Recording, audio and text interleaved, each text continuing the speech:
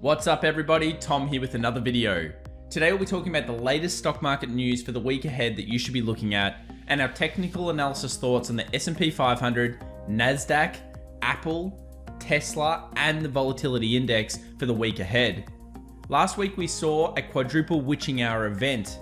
These events always come with a level of uncertainty, and of course we saw that uncertainty come through the markets with the Federal Reserve's comments as well. What's going to happen this week? There's a lot of fireworks potentially about to happen. Stay tuned. So as we always like to do on this channel, let's try and simplify the markets together. One of the ways that we can do this is understanding volume in the market and what it's telling us about the current events.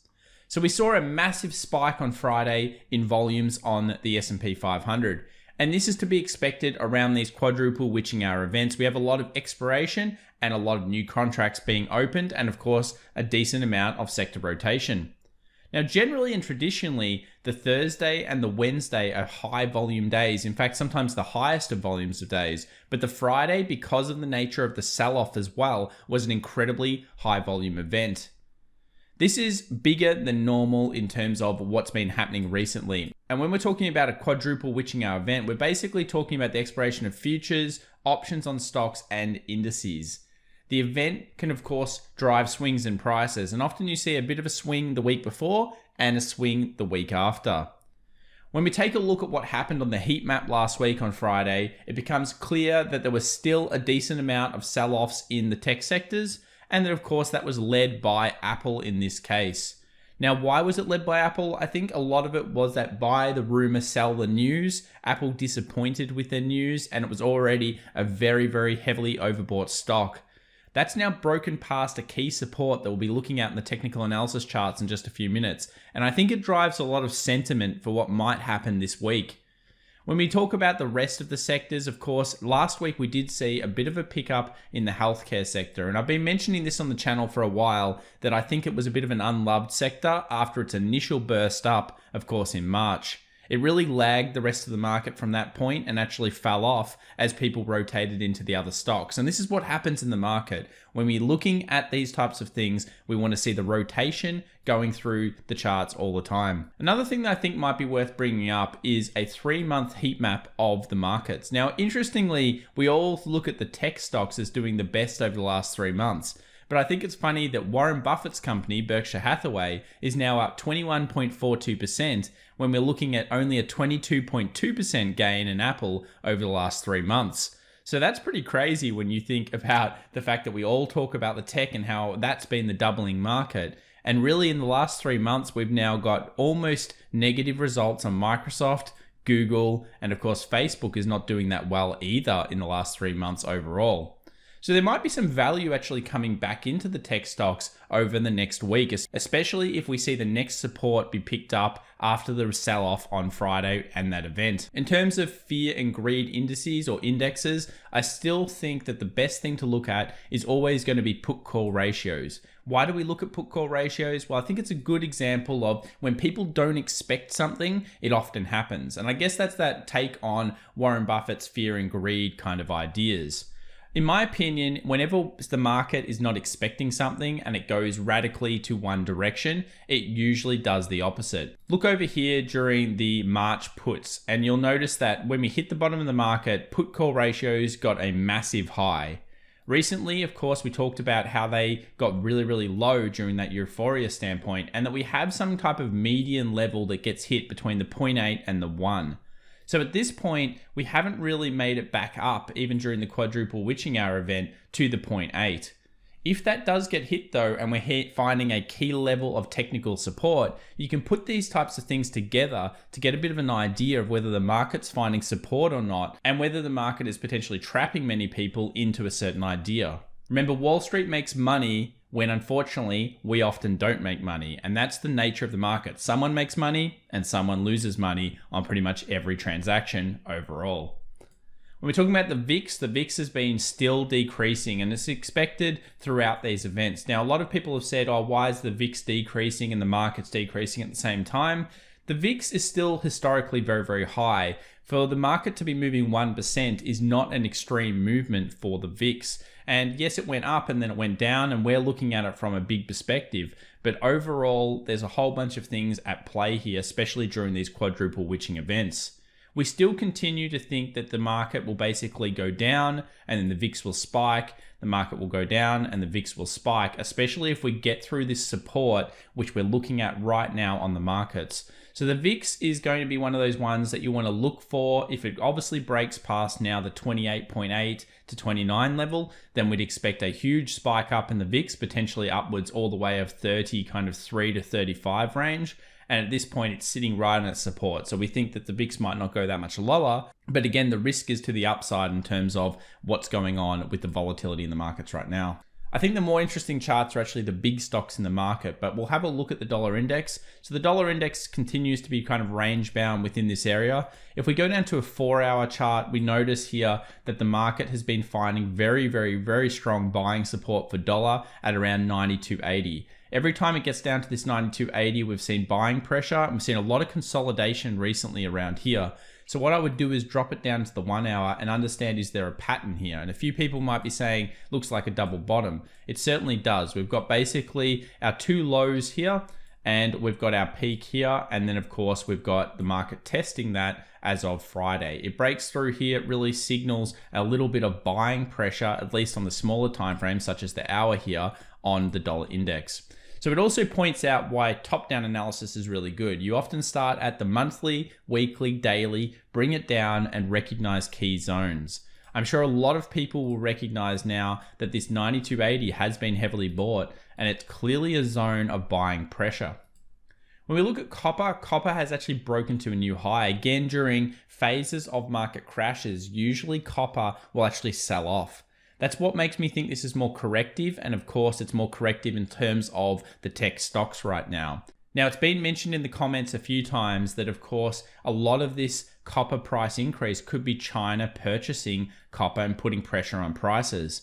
I still maintain that if the market was truly getting crashed, that we would see copper price really fall through. And at this point, it's being bought because many countries use copper, and it's a huge demanded product out of a recession in terms of government builds and government, just general legislation around what they try to do to support the economy and create jobs. So copper's bullish sign here is actually long-term bullish for things like the S&P 500, Nasdaq, etc. Let's take a look at Apple, probably the most interesting chart of the week. Now, Apple, of course, went as high as 137.82 in terms of after its split. We're on the weekly chart here.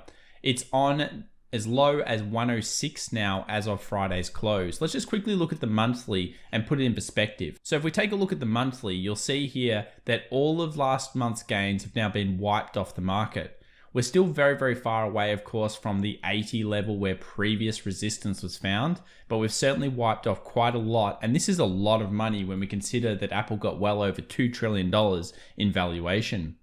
We'll also notice on the weekly that we're getting closer to this 20 moving average, and long-time viewers of this channel will know I love this 20 moving average. I specifically find it very helpful in stocks that are being aggressively moving.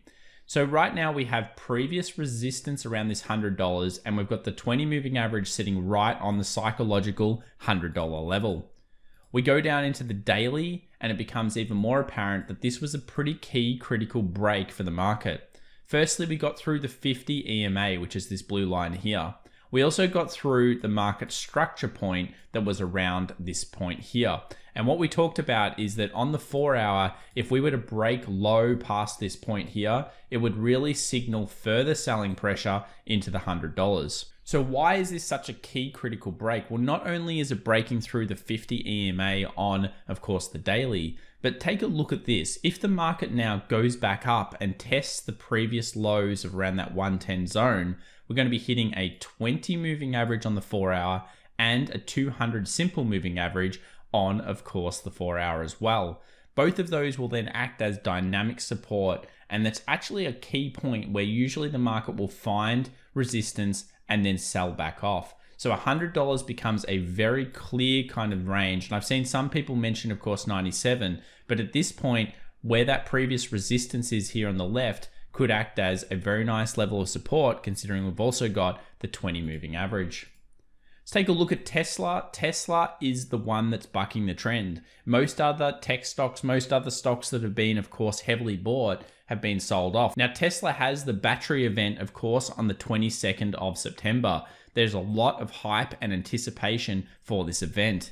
Now, what we've seen traditionally is that we've had the buy the rumor, sell the news, or sell the fact kind of events going on. So we may have Tesla bulling Monday and potentially even bulling into the news itself and even bulling after the news, followed by some selling corrective phases. And I would caution people on this particular share from those events. It will be no doubt fireworks either way, and it's going to be probably the most interesting stock to look at this week.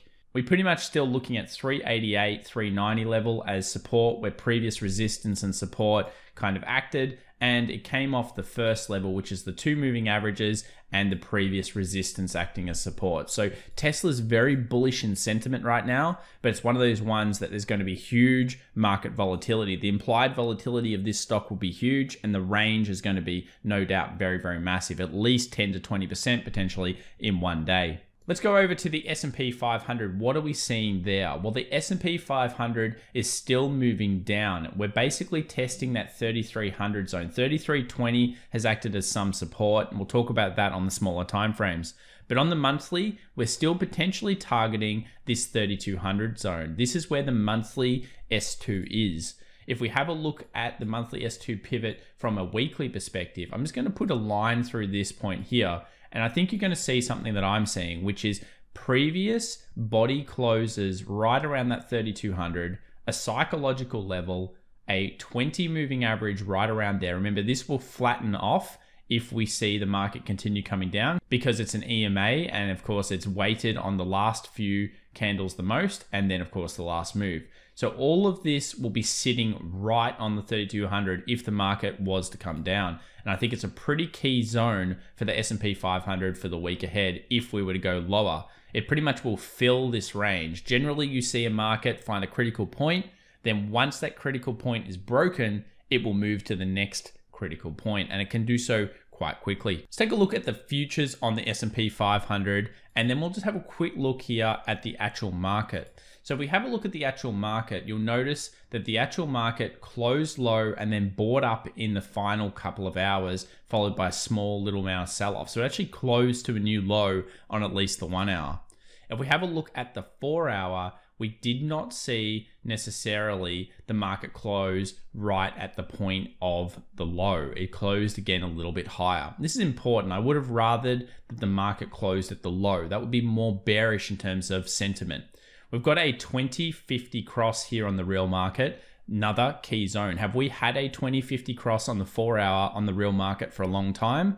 Well, no, we haven't. We actually haven't had a 20-50 cross all the way back into April. So April was the last 20-50 cross, and then the whole time this market has remained bullish throughout those events. So this is the first time that I guess the market is having a pullback that's not only technical, but is not possibly being supported by the Fed. The Fed have come out, they've obviously said some stuff about the inflation and how they're trying to cause it, but they can't do so in terms of what a lot of people are interpreting it as, and this is causing a whole bunch of issues in the market. So the 20-50 cross here, very, very key on the 4 hour. We go over to a daily on the real market, and of course we haven't had a 20-50 cross on the daily yet, but we have seen that it's found support right on this key zone. If we think about where the next level is, as I've said, on the pivots, on the 20 moving average on the weekly, and of course things that make sense, it would often go down to 3,200. And when we're looking at the range of the channel, range of the structure that's formed on the S&P 500 futures, it becomes pretty clear to me that if we break to a new low here, we'll hit that 3,200 as the range of this point becomes the self-fulfilling prophecy, or the area that you then target after that point. Let's look at the Nasdaq, and we've got the Nasdaq here on the 4 hour. Now the Nasdaq tells a slightly different story. While it closed right around the support, the actual futures here and real market trading got to a low of 10,765. So we actually saw the market sell off enough to push really far low, and then of course to be bought up near the end.